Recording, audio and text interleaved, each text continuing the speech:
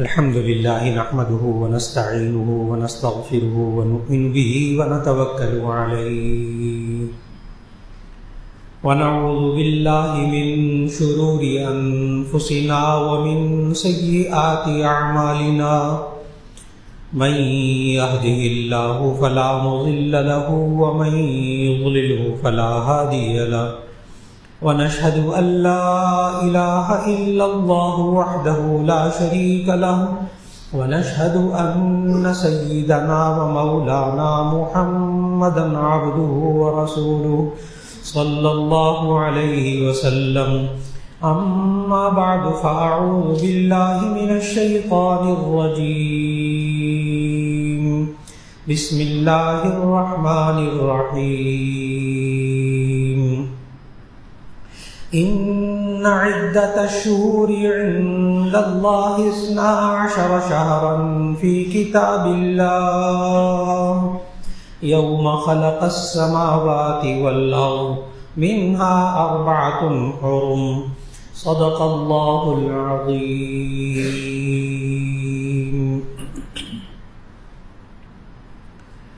اللہ رب العزت نے اس کائنات کو پیدا فرمایا اور اس پوری کائنات میں جتنی چیزیں اللہ نے پیدا کی، یہ آسمان و زمین، یہ چاند سورج، ان سب کے بارے میں اللہ نے کہا کہ هو الذی سخر لکم ما فی السماوات و ما فی الارض، جو کچھ آسمان و زمین میں ہے سب کو انسان کے کام میں لگا دیا ہے، انسان کے تابع کیا ہوا ہے۔ اور اللہ نے یہ جو چاند اور سورج بنائے، یہ اللہ نے، اور جو اس کی حکمتیں ہیں، ان کے جو کام ہیں وہ الگ ہیں کہ اسی سورج کے ذریعے ہر ملک کا، ہر علاقے کا موسم بدلتا ہے، کبھی سردی آتی ہے، کبھی گرمی آتی ہے۔ ایک جیسا موسم ہوتا یہ انسان بہت تنگ ہو جاتا، ایک جیسے موسم میں مختلف فصلیں کیسے اگتی، گرمیوں کے موسم میں سردیوں کی فصلیں کہاں سے آتی، سردیوں کے پھل کہاں سے آتے، اور اگر سردی ہی ہوتی تو ایسی صورت کے اندر گرمی کے موسم کے پھل کہاں آتے، وہ غلہ گرمیوں میں اگنے والا کہاں سے آتا۔ یہ اللہ کا نظام ہے کہ سورج کے ذریعے اس نے موسموں کی تبدیلی رکھی اس انسان کے لیے۔ اور یہ سورج اور چاند کو اللہ نے انسان کے لیے دن، ہفتے، مہینے، راتیں، سال گننے کے لیے اللہ نے یہ چاند اور سورج کو بنایا۔ سورۃ الرحمن میں اللہ نے فرمایا الشمس والقمر بحسبان، یہ سورج اور چاند دونوں حساب کا ذریعہ ہے کہ انسان اس سے وقت کو شمار کرتا ہے، سالوں کو شمار کرتا ہے، مہینوں کو شمار کرتا ہے۔ اور یہ جو کیلنڈر کے اندر 12 مہینے ہوتے ہیں ایک سال کے اندر، یہ 12 مہینے کسی انسان کی ایجاد نہیں، یہ اللہ کی تقسیم ہے سال کو 12 مہینوں میں رکھنا۔ یہ اللہ نے بنایا سال کے اندر 12 مہینے، اور کب بنائے یہ بھی سوچنے کی بات ہے۔ سورہ توبہ کی آیت نمبر 36 کا مطالعہ کیجیے تو وہاں اللہ نے کیا فرمایا، ان عدت الشہور عند اللہ 12 شہرا فی کتاب اللہ یوم خلق السماوات والارض منها 4 حرم۔ ان عدت الشہور عند اللہ 12 شہرا، بے شک اللہ کے نزدیک مہینوں کی گنتی 12 ہے۔ ان عدت الشہور عند اللہ 12 شہرا، یہ 12 مہینے اللہ کے نزدیک گنتی ہے، اور یہ اللہ نے کب 12 مہینے بنائے تھے، تقسیم کیے تھے؟ یوم خلق السماوات والارض، جس دن اللہ نے آسمان اور زمین کو پیدا کیا تھا، اس وقت انسان ابھی وجود میں نہیں ہے۔ منہا اربعۃ حرم، اس میں سے 4 حرمت والے مہینے، وہ نبی صلی اللہ علیہ وسلم نے سمجھائے۔ لوگ اس وقت بھی پوچھتے تھے نبی صلی اللہ علیہ وسلم سے، یہ حرام مہینے کون سے ہوتے؟ اللہ نے وہ سوال اور جواب دونوں بتائے قرآن مجید میں۔ یسألونک عن الشہر الحرام قل قتال فیہ کبیر، یہ لوگ آپ سے حرمت والے مہینوں کے بارے میں پوچھتے ہیں، آپ ان کو کہہ دیجئے کہ اس میں جنگ کرنا، لڑنا حرام ہے، منع ہے، بڑا گناہ ہے۔ وہ 4 مہینے جو اللہ نے اس وقت حرمت والے بنا دیے تھے آسمان و زمین کو پیدا کرتے وقت، ایک رجب کا مہینہ، رجب کا حرمت والے 4 مہینے، اور 3 مہینے لگاتار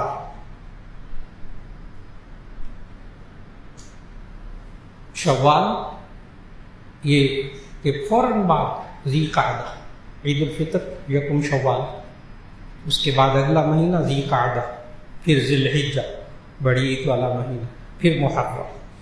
تو رجب ایک الگ ہے، اور 3 مہینے لگاتار ذی قعدہ، ذی الحج، محرم، یہ 4 حرمت والے مہینے۔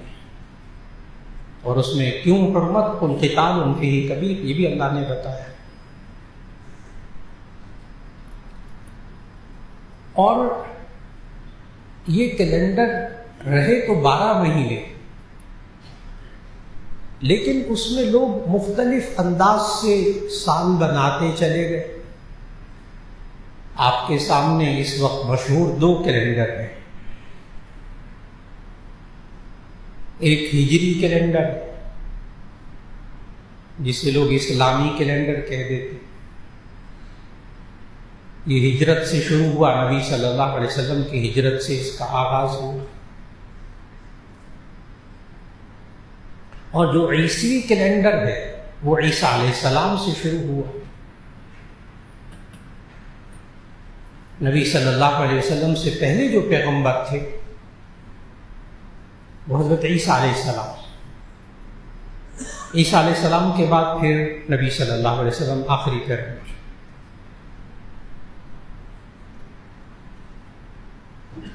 اسی لیے حضرت عیسیٰ علیہ السلام نے اپنی قوم کو اپنے بعد آنے والے نبی کا نام تک بتا دیا تھا، آخری نبی صلی اللہ علیہ وسلم کا نام تک بتا دیا۔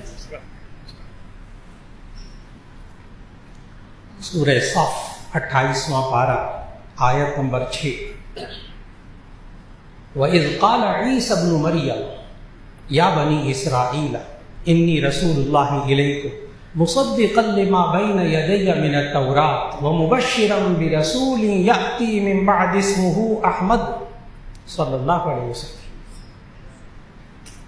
عیسیٰ علیہ السلام نے اپنی قوم سے کہا، وَإِذْ قَالَ عِيسَى ابْنُ مَرْيَمَ، جب عیسیٰ ابن مریم نے کہا، یا بنی اسرائیل انی رسول اللہ علیکم، میں تمہاری طرف اللہ کا رسول بنا کر بھیجا گیا ہوں،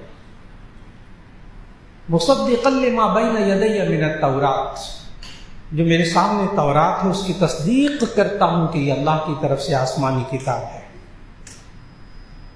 ومبشرا برسول یأتی من بعدی اسمہ احمد، اور میں خوشخبری دینے والا ہوں کہ میرے بعد ایک نبی رسول آئیں گے جن کا نام احمد ہوگا صلی اللہ علیہ وسلم۔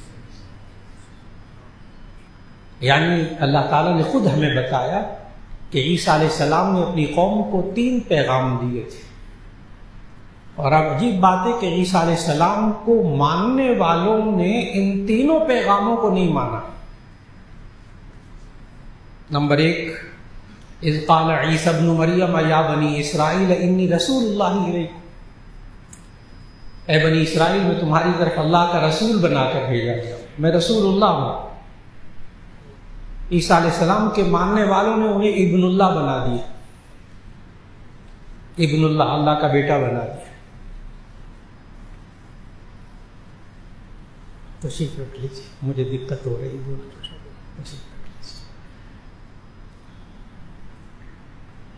تو ان پہلا پیغام دیا اذ قال عیسی ابن مریم یا بنی اسرائیل انی رسول اللہ الیکم، میں تمہاری طرف اللہ کا رسول بنا کر بھیجا گیا. ان لوگوں نے عیسیٰ علیہ السلام کو اللہ کا بیٹا بنا دیا، رسول اللہ کے بجائے ابن اللہ بنا دیا. یہ بات بھی اللہ تعالیٰ نے ہمیں سورہ توبہ کی آیت نمبر 30 میں بتائی. یہ یہود نے بھی کیا، عیسائیوں نے بھی کیا. وقالت الیہود عزیر ابن اللہ وقالت النصارى مسیح ابن اللہ. یہود نے کہا عزیر علیہ السلام اللہ کے بیٹے ہیں، اور عیسائیوں نے کہا کہ عیسیٰ علیہ السلام اللہ کے بیٹے ہیں. یہ بات بھی نہیں مانی. عیسیٰ علیہ السلام نے کہا میں رسول اللہ، انہوں نے ابن اللہ بنا دیا. اور پھر دوسری بات کہ مصدقا لما بین یدی من التوراۃ، یہ تمہارے سامنے جو تورات ہے میں اس کی تصدیق کرتا ہوں، یہ آسمانی کتاب ہے. وہ لوگ اس کو آسمانی کتاب نہیں مانتے تھے. ہم چاروں آسمانی کتابوں پر ایمان رکھتے.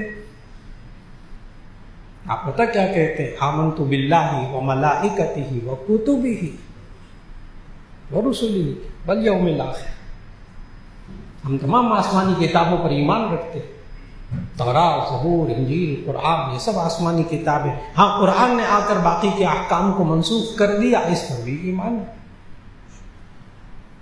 اور تیسری بات عیسیٰ علیہ السلام نے اپنی قوم کو کہی تھی کہ وَمُبَشِّرًا بِرَسُولٍ يَأْتِي مِن بَعْدِي اسْمُهُ احمد، کہ خوشخبری دینے والا ہوں کہ میرے بعد ایک رسول آئیں گے، ان کا نام احمد ہوگا. آپ حضرات کو یاد ہوگا کہ نبی صلی اللہ علیہ وسلم کے 2 ذاتی نام، باقی صفاتی نام، ایک نام محمد، ایک احمد صلی اللہ علیہ وسلم. محمد نام آپ کے دادا نے رکھا، لیکن احمد نام اللہ نے کیسے رکھوایا وہ آپ کے ذہن میں سیرت کی کتابوں کا مطالعے سے آپ کے ذہنوں میں موجود تھی. کہ نبی صلی اللہ علیہ وسلم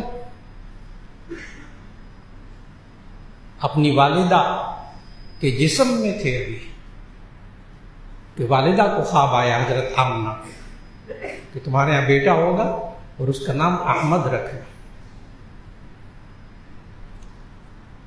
نبی صلی اللہ علیہ وسلم جب تشریف لائے، پیدا ہوئے، تو اس وقت یہ جو آج کل ہمارا 2026 کیلنڈر چل رہا ہے،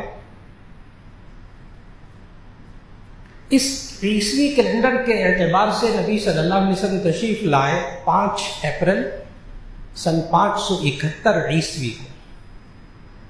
571 عیسوی یعنی عیسیٰ علیہ السلام کے 570 سال بعد. تو اس وقت یہ کیلنڈر بھی چلتا تھا. میں نے بتایا کہ یہ 12 مہینے اللہ نے بنائے. آگے لوگ مختلف کیلنڈر بناتے رہے مختلف واقعات سے.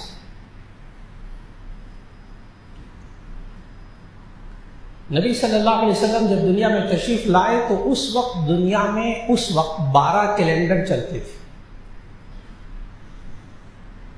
مشہور سیرت کی کتاب ہے رحمت للعالمین صلی اللہ علیہ وسلم، قاضی سید سلمان منصور پوری رحمت اللہ علیہ نے لکھی وہ کتاب. اس میں ایک صفحے پر انہوں نے پورا گول دائرہ بنا کر کیلنڈر 12 کیلنڈروں میں نبی صلی اللہ علیہ وسلم کی تاریخ پیدائش کیا بنتی تھی وہ 12 کیلنڈروں کے حساب سے نام لکھ کر، مہینوں کے تاریخیں لکھ کر انہوں نے کمال کر دیا. اس وقت 12 کیلنڈر چلتے تھے. کوئی خاص واقعہ ہوتا تھا ایک اور نیا کیلنڈر شروع ہو جاتا تھا. اور نبی صلی اللہ علیہ وسلم تشریف لائے سن 571 عیسوی، عیسیٰ علیہ السلام کے 570 سال بعد. اب 2 باتیں ذہن میں رکھیے گا. ایک تو یہ کہ عیسیٰ علیہ السلام نے 570 سال پہلے احمد نام اپنی قوم کو بتا دیا تھا قرآن حکیم کی سورہ صف کی آیت کے مطابق. 570 سال پہلے اپنی قوم کو نام بتا دیا تھا آخری نبی صلی اللہ علیہ وسلم. اور یہ ذہن میں رکھیے گا کہ تورات اور انجیل میں نبی صلی اللہ علیہ وسلم کا نام مبارک موجود، حالات موجود، صحابہ کا تذکرہ موجود کہ آپ کے ساتھی کیسے ہوں گے۔ یہ والی بات کہ تورات اور انجیل میں محمد صلی اللہ علیہ وسلم اور ان کے ساتھیوں کا، صحابہ کا ذکر تھا، یہ سورہ فتح کی آخری آیت تلاوت کیجئے تو آپ کو معلوم ہو جائے گا، یہ اللہ نے بتایا۔ محمد الرسول اللہ والذین معه اشداء علی الکفار رحماء بینہم تراہم رکعا سجدا یبتغون فضلا من اللہ ورضوانا سیماہم فی وجوہہم من اثر السجود ذلک مثلہم فی التوراۃ ومثلہم فی الانجیل۔ محمد صلی اللہ علیہ وسلم کا ذکر تورات اور انجیل میں موجود۔ یہ یہود اور نصارہ آخری نبی صلی اللہ علیہ وسلم جب تشریف لائے تو ان کو کتنی اچھی طرح پہچانتے تھے کہ یہ آخری نبی ہے۔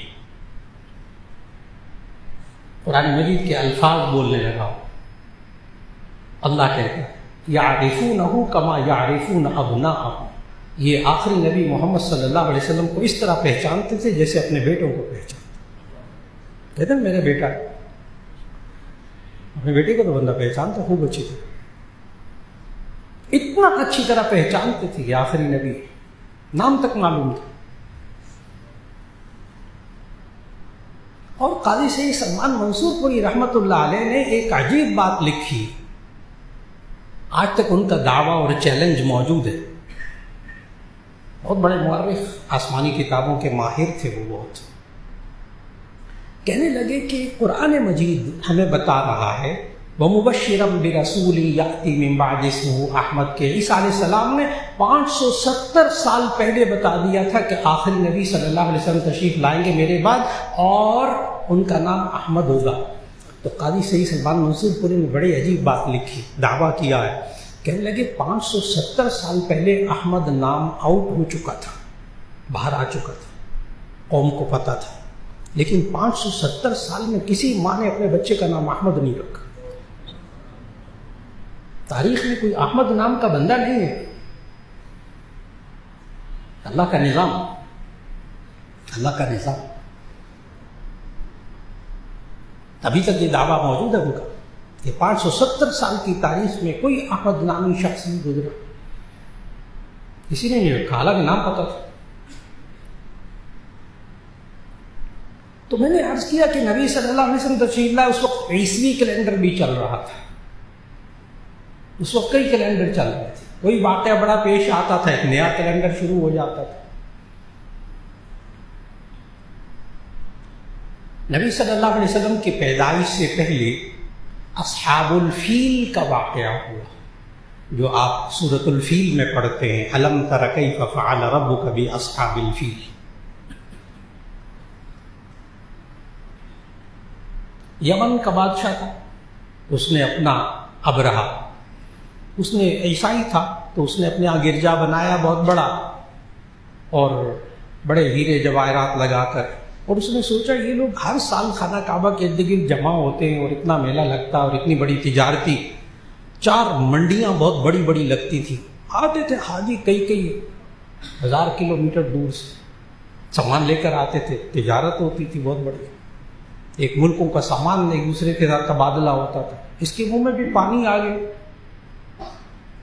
ہاتھیوں کو لے کر اس پر منجنیقیں یعنی اس دور کی توپیں گلیل کی طرح کی جس میں بڑے بڑے پتھر رکھ کر مارے جاتے تھے عمارتوں کو گرانے کے لیے، یہ خانہ کعبہ کو گرانے آیا تھا ہاتھیوں کا لشکر لے کر، فیل ہاتھی۔ یہ نبی صلی اللہ علیہ وسلم کی پیدائش سے 6 مہینے پہلے واقعہ پیش آیا، اور اس وقت جب یہ ابرہہ آیا اور اس نے یہ ابھی مزدلفہ کے قریب ایک وادی ہے، وادی محصہ، جہاں حاجیوں کو نہیں ٹھہرنے دیتے، نبی صلی اللہ علیہ وسلم منع کیا اس وادی میں کوئی نہ ٹھہرے، یہاں عذاب نازل ہوا تھا اصحاب فیل پر۔ تو ابھی ہاتھی یہ وادی محصہ تک پہنچے تھے، مزدلفہ کے قریب۔ الم تر کیف فعل ربک باصحاب الفیل، آپ نے نہیں دیکھا کہ اللہ نے ہاتھی والوں کے ساتھ کیا کیا؟ الم یجعل کیدہم فی تضلیل وارسل علیہم طیرا ابابیل، ان پر ابابیل پرندے بھیجے چھوٹے چھوٹے، ترمیہم بحجارۃ من سجیل، چھوٹی چھوٹی کنکریاں اللہ نے برسائیں ان کے اوپر، فجعلہم کعصف مأکول، ان ہاتھیوں کو اور ہاتھیوں والوں کو کھائے ہوئے بھوسے کی طرح کر دیا، توڑی کی طرح۔ ابرہہ بچ گیا تھا، بھاگ گیا۔ اس سال سے ایک نیا کیلنڈر شروع ہو گیا، عام الفیل۔ میں نے بتایا کہ لوگ کیلنڈر کیسے بناتے تھے، عام الفیل، ہاتھیوں کا سال والا کیلنڈر۔ اس لیے مورخین لکھتے ہیں، آپ حضرات بسا اوقات سوچتے ہوں گے کہ ہجرت کب ہوئی، کہ نبی صلی اللہ علیہ وسلم پیدا ہوئے، پھر اس کے بعد 40 سال کی عمر میں نبوت ملی، پھر 13 سال مکے میں رہے نبوت ملنے کے بعد، 53 سال کی عمر میں ہجرت کی، ہجرت کے بعد 10 سال زندہ رہے، سن 11 ہجری کو وصال ہو گیا ربیع الاول میں۔ تو ذہن میں بات آتی ہے کہ 40 سال میں نبوت ملی، 13 سال مکے میں رہے، 53 سال ہجرت ہوئی، 53 سال کے بعد تو ہجری کیلنڈر شروع ہوا ہجرت سے، تو وہ 53 سال کون سا کیلنڈر چلتا تھا؟ سیرت نگار سیرت کیسے لکھتے؟ یہ بہت دفعہ سیرت پڑھتے ہوئے نا یہ سوال ذہن میں آتا ہے کہ ہجرت تو 53 سال کی عمر میں شروع ہوئی اور وہاں سے کیلنڈر شروع ہوا، تو 53 سال میں سیرت نگار کیسے لکھتے ہیں؟ اس کے لیے ذہن میں رکھیے گا، ایک تو یہ والا کیلنڈر جو میں نے بتایا، عیسوی کیلنڈر، جو عیسیٰ علیہ السلام سے شروع ہوا، نبی صلی اللہ علیہ وسلم اپریل اور 571 عیسوی میں پیدا ہوا، جو آج کل 2026 ایک کیلنڈر اس وقت یہ تھا۔ اور جس سال نبی صلی اللہ علیہ وسلم دنیا میں تشریف لائے، پیدا ہوئے، اس سال ایک نیا کیلنڈر دنیا میں وجود میں آیا، سن ولادت، سن ولادت نبوی۔ چنانچہ جتنے مورخین ہیں نبی صلی اللہ علیہ وسلم کے جو ابتدائی سالوں کو شمار کرتے ہیں تو وہ کیلنڈر لکھتے ہیں سن ولادت نبوی۔ پھر جب نبوت ملی 40 سال کی عمر میں تو ایک اور کیلنڈر شروع ہو گیا، سن نبوی، سن نبوی۔ چنانچہ سیرت نگار ان 10 سالوں کو، مکے میں جو 13 سال رہے، ان 13 سالوں کو سن نبوی کہہ کر لکھتے۔ جو میں سیرت طیبہ کے مطالعے کے بھی چند باتیں حل کرتا جا رہا ہوں، کوشش کر رہا ہوں آسان آسان ذرا کروں تاکہ ہمیں معلوم ہو کہ اللہ نے یہ چاند اور سورج کس لیے بنائے۔ تو ایک کیلنڈر ولادت نبوی، ایک کیلنڈر سن نبوی، ایک کیلنڈر سن ہجری۔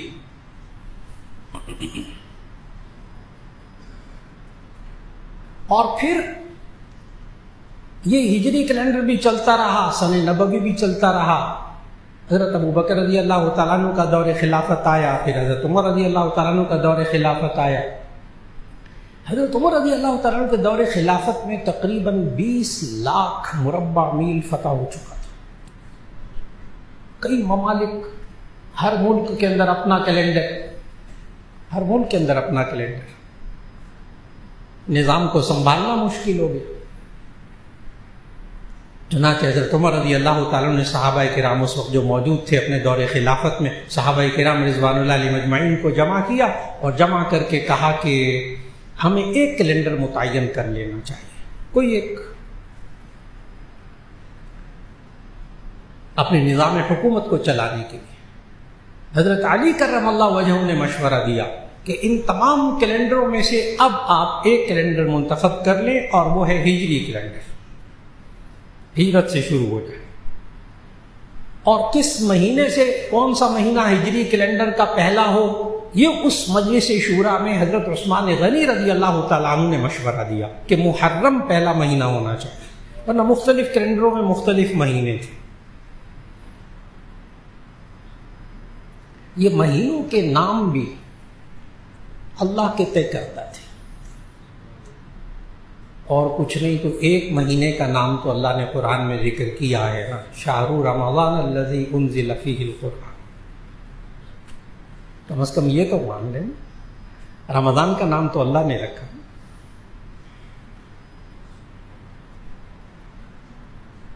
اور یہ کیلنڈر چلتے چلتے اب 2 کیلنڈر ہمارے ہاں اب موجود، ایک عیسوی ایک ہجری،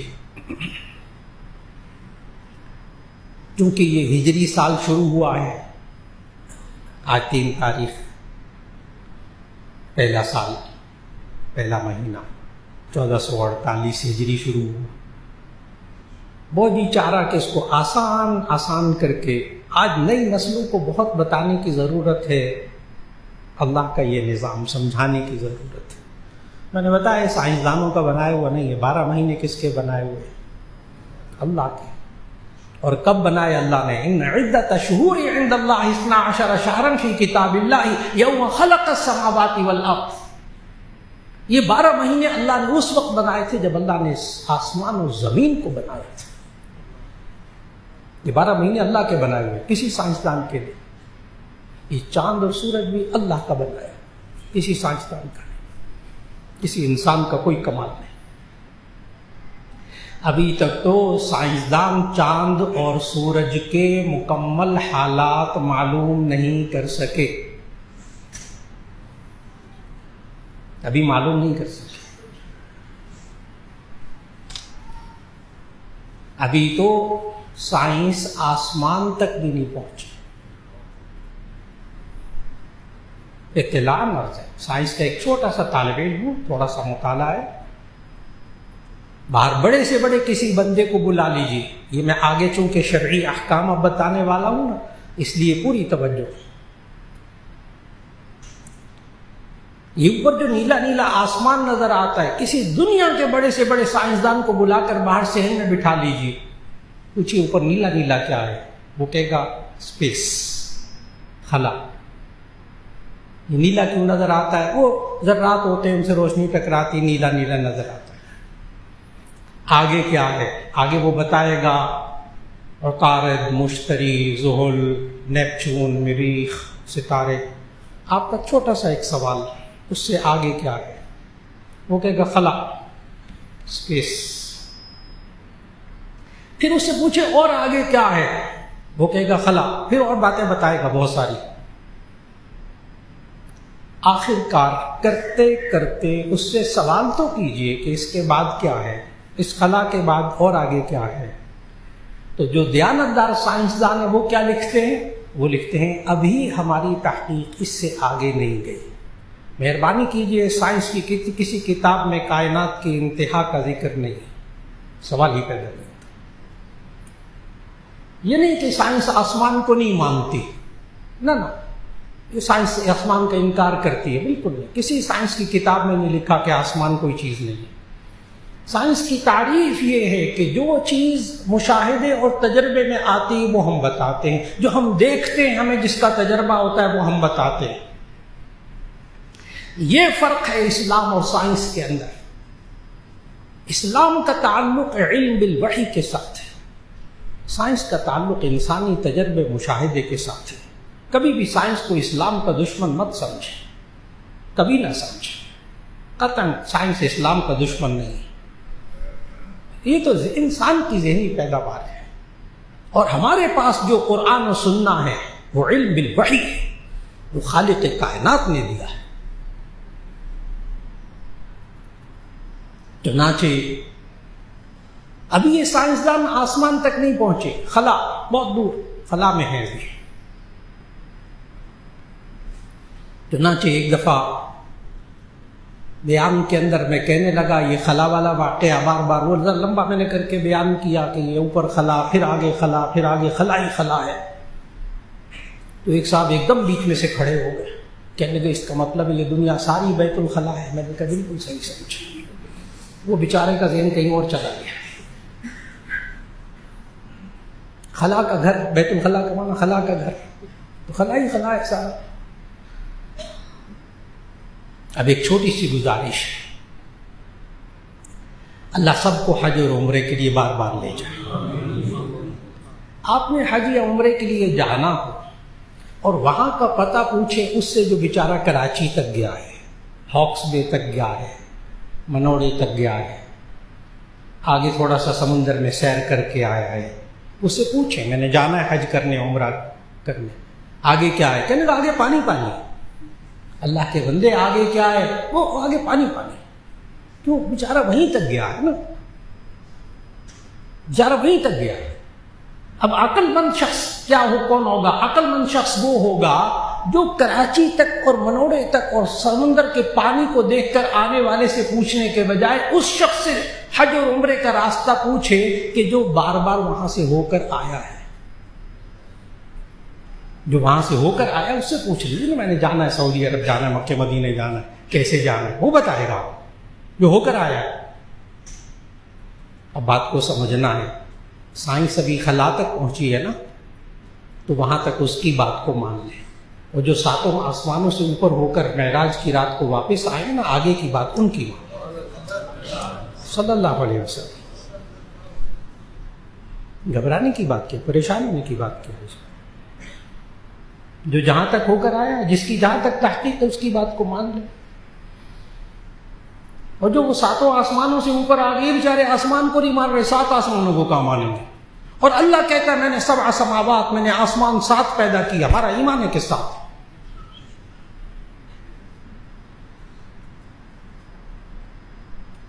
اس اللہ نے ہمیں یہ چاند اور سورج جو دیے. بہت سے حضرات پوچھتے کہتے مولانا یہ عبادات کا تعلق یہ چاندوں کے ساتھ کیوں ہے؟ روزے کا تعلق چاند سے، عید کا تعلق چاند سے، سورج کے ساتھ کیوں نہیں؟ اور جو بعض حضرات قرآن مجید کا مطالعہ رکھتے ہیں وہ تو آیت پڑھ کر سوال کرتے ہیں، سورۃ الرحمن کی آیت پڑھ کر سوال کرتے ہیں. جی حضرت قرآن مجید میں اللہ نے کہا ہے الشمس والقمر بحسبان، کہ سورج اور چاند دونوں حساب کا ذریعہ ہے. تو آپ علماء صرف چاند کو کیوں لیتے؟ یہ اس لیے عرض کرنے لگا ہوں کہ بہت سے حضرات عید الفطر کے موقع پر، رمضان کے پہلے روزے کے موقع پر بہت زیادہ شور مچاتے ہیں، علماء کے لیے پتہ نہیں کیا کیا جملے کہتے ہیں. وہ یہ کہتے ہیں کہ مولانا اب لوگ چاند پہ پہنچ گئے ہیں، چاند پہ جا کے کالونیاں بنانے کے بارے میں سوچ رہے ہیں، آگے پہنچ گئے ہیں. آپ ابھی تک یہ علماء موٹی موٹی اینکیں لگا کر چاند تلاش کرتے ہیں، زمین پر لوگ بیٹھ کر دوربینیں لگا کر. میں نے ابھی بہت ہلکے پھلکے الفاظ کہے ہیں، ورنہ ہر رمضان کو، ہر یکم پہلے روزے کو، ہر عید الفطر کو، اور ان بس یہ 2-3 موقع. عید الاضحیٰ کا چونکہ 10 دن پہلے چاند نظر آ جاتا ہے تو اس میں اتنا مسئلہ نہیں ہوتا. رات 12 بجے اعلان ہوتا ہے چاند کا، کبھی 10 بجے ہوتا ہے. سارے تراویح کے لیے پریشان ہوتے ہیں، کل عید ہے نہیں ہے، سارے پریشان ہوتے ہیں. چنانچہ ہمارے ایک بہت ہی قیمتی، بہت ہی قابل وزیر تھے سائنس اینڈ ٹیکنالوجی کے. انہوں نے چند سال پہلے اعلان کیا باقاعدہ اور کہا کہ یہ علماء ہر سال لڑتے رہتے ہیں، چاند نکلا ہے نہیں نکلا ہے، رات 10-10 11-12 بجے اعلان کرتے ہیں. ان علماء کو نا ہم ایک 4 سال 5 سال کا کیلنڈر بنا کے دیتے ہیں، کیونکہ اب سائنس بہت ترقی کر گئی ہے کہ کب چاند کہاں نکلے گا. تو ہم 4-5 سال کا کیلنڈر بنا کر ان علماء کو دیتے ہیں تاکہ پہلے سے طے شدہ ہو. جو ہی ان کا اعلان چھپا اخبار میں اگلے دن، یہاں ماشاءاللہ اساتذہ نے، جامعہ اشرفیہ کے ایک طالب علم ہیں، عالم بن گئے. انہوں نے چاند اور سورج کے حساب سے 100 سال کا کیلنڈر چھاپ کر اردو بازار میں رکھا ہوا، بک رہا. دھیان میں رکھیے گا، 100 سال. مولانا بشیر صاحب نوجوان، کیونکہ ہمارے یہاں جامعہ اشرفیہ میں، ذہن میں رکھیے گا، جامعہ اشرفیہ میں یہاں اسپیس سائنس پڑھائی جاتی، فلکیات پڑھائی جاتی، اسٹرانومی پڑھائی جاتی، اور جو کتاب پڑھائی جاتی ہے ذہن میں رکھیے گا. تاکہ علماء کی جو خفت آتی ہے نا پہلے روزے میں اور عید میں، تو میں اس کو ذرا واضح کرنا چاہتا ہوں چاند اور سورج کے حساب سے، کیلنڈروں کے حساب سے، کہ جامعہ اشرفیہ میں فلکیات صغریٰ، فلکیات کبریٰ نامی کتابیں پڑھائی جاتی ہیں، اور یہ لکھنے والے ہمارے شیخ الحدیث حضرت مولانا موسیٰ خان رحمہ اللہ، موسیٰ روحانی بازی رحمہ اللہ. وہ خود یہاں 30 سال 35 سال وہ خود کتاب صاحب مصنف اپنی اس کتاب کو پڑھاتے رہے ہیں یہاں جامعہ شفیہ میں، اور اب بھی پڑھائی جاتی ہے، داخل نصاب ہے ہمارے یہاں اسپیس سائنس طلباء کو پڑھائی جاتی ہے، نمازوں کے اوقات، یہ تاریخیں کیسے نکالتے ہیں، فلاں فلاں سارا پڑھایا جاتا ہے۔ اور ذہن میں رکھیے گا کہ جامعہ شفیہ کے مولانا موسیٰ صاحب رحمہ اللہ والی یہ کتاب فلکیات صغریٰ فلکیات کبریٰ اس وقت پنجاب یونیورسٹی کی اسپیس سائنس کی جو MSc کا نصاب ہے اس میں داخلی نصاب ہے۔ علماء کو کمزور نہیں، پھر بات کیا ہے بیچ میں؟ یہ بات بالکل درست ہے کہ سائنس ہمیں حساب و کتاب کے ذریعے بتاتی ہے کیلنڈر کو کہ چاند لاہور میں کتنے بجے نظر آئے گا، کس تاریخ کو نظر آئے گا، کس دن نظر آئے گا، بالکل۔ لیکن وہ بالکل 100% درست، وہ ہمارے طالب علم نے جو بنا کر دیا ہے کیلنڈر، 100 سال کا کیلنڈر، یہ نہیں کہ صرف پہلی تاریخیں لکھی ہیں، ہر صفحے پر ہر مہینے کا کیلنڈر چھاپ کے رکھ دیا ہے، عیسوی تاریخ یہ ہے، دن یہ ہے، اور چاند کی تاریخ یہ ہوگی، چھپ کر پڑا ہوا ہے۔ اور اتنا شاندار اللہ نے نظام بنایا ہے یہ چاند اور سورج کا کہ یہ جو قمری سال ہوتا ہے نا، ہجری سال، اس کا تعلق چاند کے ساتھ ہے، اور عیسوی سال اس کا تعلق سورج کے ساتھ ہے۔ یہ شمسی کیلنڈر ہے، وہ قمری ہے۔ آسان کر رہا ہوں ذرا۔ چاند کے حساب سے قمری کیلنڈر ہوتا ہے 354 دن کا، 354 دن کا۔ اور اطلاع عرض ہے جس دن سے کائنات بنی ہے، یوم خلق السماوات والارض، جس دن سے کائنات بنی ہے آج تک قمری سال نہ ایک دن کم ہوا ہے نہ ایک دن زیادہ ہوا، آج تک نہ ایک دن کم ہوا ہے نہ ایک دن زیادہ ہوا۔ یہ اللہ نے نظام بنایا ہے، یہ اللہ نے نظام بنایا، کسی سائنسدان کے اس میں کوئی دخل نہیں، بالکل۔ اور یہ سورج کا جو کیلنڈر ہے یہ 364 دن کا ہوتا ہے، 4 سال، اور پھر اس کے بعد ایک دن لیپ کا سال جب آتا ہے تو اس میں وہ 28 فروری کے بجائے 29 فروری کر کے حساب کو برابر کرتے۔ اللہ نے کیا کمال کا نظام بنایا۔ یہ جو شمسی سال ہے نا، اس میں موسم فکس ہے آپ کے ہاں، جنوری فروری میں، دسمبر جنوری فروری میں یہاں سردی ہوگی، اور جون جولائی میں اب یہاں گرمی ہے۔ اللہ کا نظام۔ آپ کو معلوم اس وقت آسٹریلیا میں ٹھنڈ ہے، سردی، اس وقت آسٹریلیا میں سردی ہے، بالکل پاکستان سے الٹ نظام۔ اب اللہ نے رمضان رکھا چاند کے ساتھ، کسی ملک میں روزے آئیں گے گرمی میں، کسی ملک میں آئیں گے سردی میں۔ 30 سال پہلے آپ کی عمر میں سردی میں روزے تھے، اب اور چند سال بعد پھر انشاءاللہ سردی میں روزے آ رہے ہیں۔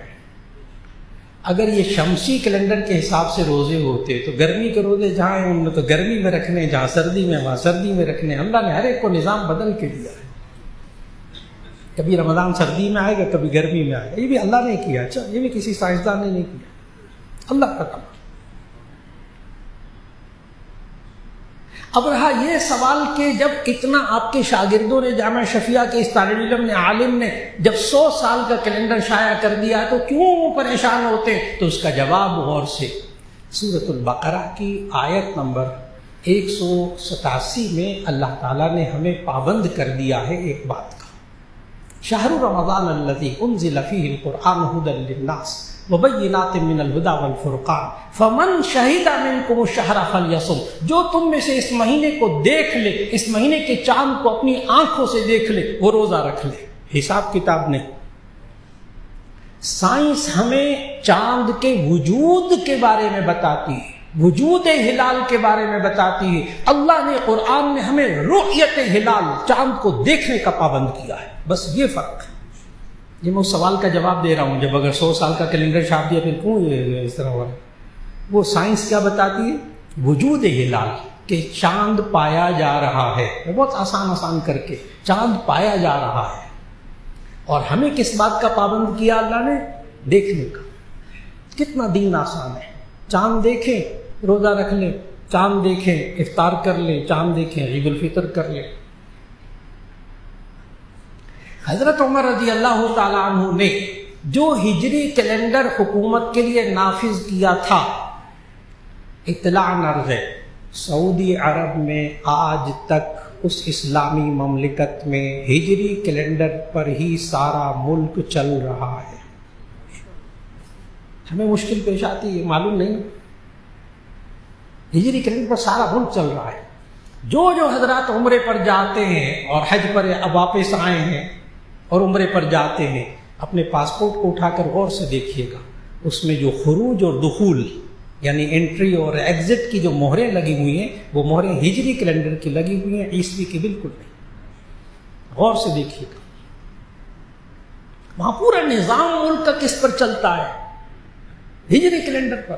آج بھی یہ میں اس سوال کا جواب دے رہا ہوں، کیا کسی ملک کا نظام ہجری کیلنڈر کے مطابق چل سکتا ہے؟ تو اس کا جواب ہے کہ چل رہا ہے،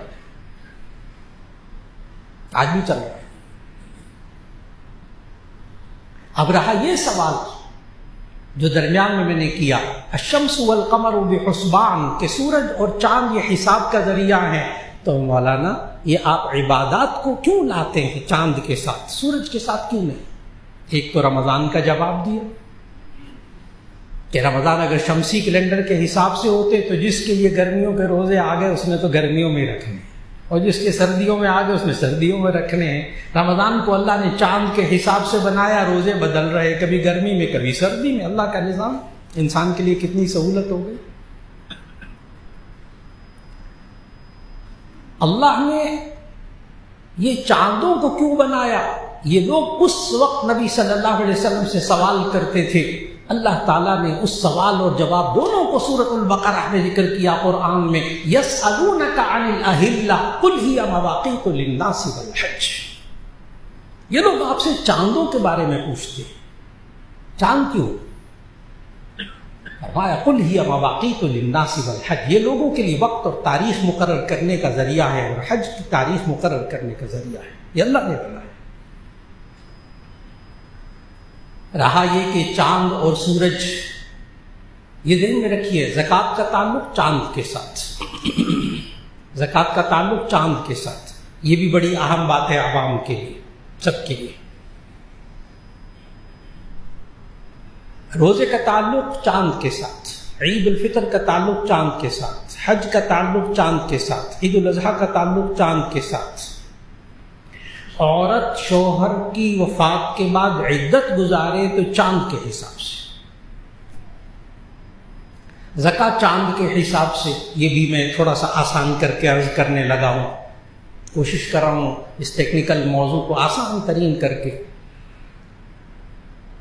زکوٰۃ شرعی طور پر چاند کے حساب سے دینی چاہیے. اگر کوئی صاحب جنوری فروری یعنی عیسوی کیلنڈر کے مہینے کے اعتبار سے زکوٰۃ دیتے رہیں گے تو ان کو ٹھیک 30 سال کے بعد 1 سال کی اور زکوٰۃ دینی پڑے گی. 36 سال کے بعد 1 سال کی اور زکوٰۃ دینی پڑے گی. کیوں؟ ذرا میں بہت آسان کر کے عرض کرنے لگا ہوں. چاند کا مہینہ ہمیں شرعی طور پر کہا گیا چاند کے حساب سے زکوٰۃ دینی ہے. چاند کا مہینہ 354 دن کا اور شمسی سال 364 دن کا، 10 دن کا فرق آیا. 36 سال بعد کتنے دنوں کا فرق پڑ جائے گا؟ 360 دن کا، 1 سال کا. اس لیے جو حضرات جنوری فروری کے حساب سے زکوٰۃ دیتے آئیں گے ان کو 36 سال کے بعد 1 سال کی اور زکوٰۃ ان پر فرض ہو جائے گی. اس پیچیدگی سے بچنے کے لیے قمری سالوں کو، قمری مہینوں کو زکوٰۃ کے لیے مقرر فرما لیجیے. محرم کو، صفر کو، ربیع الاول کو، رمضان کو، شوال کو. اس میں آپ کے لیے سہولت رہے گی انشاءاللہ. اور یہ علماء نے مقرر نہیں کیے، چاند کے حساب سے علماء نے مقرر نہیں کیے، یہ اللہ اور اس کے رسول صلی اللہ علیہ وسلم نے مقرر کیے. کچھ عبادات کو اللہ نے چاند کے ساتھ رکھا، چاند کے ساتھ حساب کیا، اور کچھ عبادت ایسی بھی ہیں جس کا تعلق اللہ نے سورج کے ساتھ اس کے حساب کتاب کو رکھا. ہاں الشمس والقمر بحسبان، سورج اور چاند دونوں حساب کا ذریعہ ہیں. زکوٰۃ چاند کے حساب سے، روزہ چاند کے حساب سے، عید الفطر چاند کے حساب سے، حج چاند کے حساب سے، عید الاضحیٰ چاند کے حساب سے، نماز سورج کے حساب سے، نماز سورج کے حساب سے. نمازوں کے پانچوں اوقات کا تعلق سورج کے ساتھ. فجر کا وقت کب شروع ہوگا؟ جب صبح صادق طلوع ہوگی. صبح صادق کب ہوتی؟ جب سورج 18 ڈگری نیچے ہوتا ہے تو ایک پھیلی ہوئی روشنی معلوم ہوتی، صرف روشنی، اس کو کہتے ہیں صبح صادق.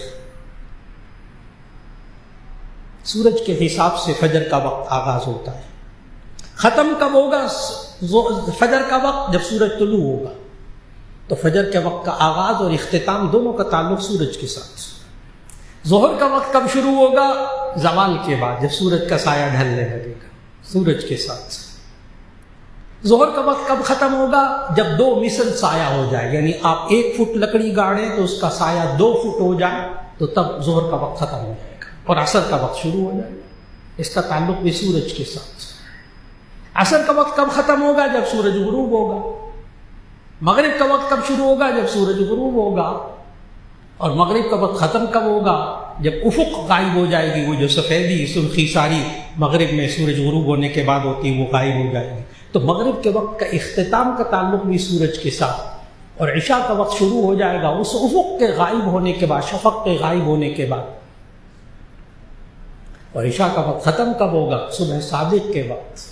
غور فرمائیں، 5 نمازوں کے آغاز، اس وقت تو کیلنڈر بھی نہیں. میں نے ساتھ آج یہ بھی بتایا ہے کہ نبی صلی اللہ علیہ وسلم کے زمانے میں نہ کیلنڈر ہوتا تھا، نہ گھڑی ہوتی تھی، نہ الارم ہوتا تھا، نہ جنتری ہوتی تھی، نہ ڈائری ہوتی تھی. تو نمازوں کے اوقات نبی صلی اللہ علیہ وسلم نے کیسے سمجھائے، اللہ نے کیسے سمجھائے؟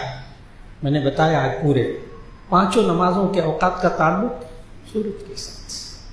اللہ کا نظام، الشمس والقمر بحسبان، سورج اور چاند دونوں حساب کا ذریعہ ہے. اس لیے آج کی نشست میں جو اہم ترین بات، جو موضوع تھا، وہ یہ تھے کہ ہمارا ہجری سال شروع ہوا ہے. آج نئی نسل کو ہجری سال کے بارے میں تعارف کرانا بہت ضروری ہے کہ اس کا تعلق اسلامی احکام کے ساتھ ہے، صرف تاریخ نہیں ہے، اسلامی احکام کے ساتھ اس کا تعلق ہے. اور شمس والقمر بحسبان، یہ سورج اور چاند دونوں حساب کا ذریعہ ہے. اللہ رب العزت اس نئے سال کو جو آغاز ہوا، اللہ رب العزت اس کو امن کا سال بنائے، اس کو اللہ عافیت والا سال بنائے، اس میں نیک اعمال کی توفیق عطا فرمائے، برکت عطا فرمائے. اور ہم سب دعا کریں گے کہ اللہ سب کے اوقات میں برکت نصیب فرمائے. دعا فرما لیجیے گا. الحمدللہ.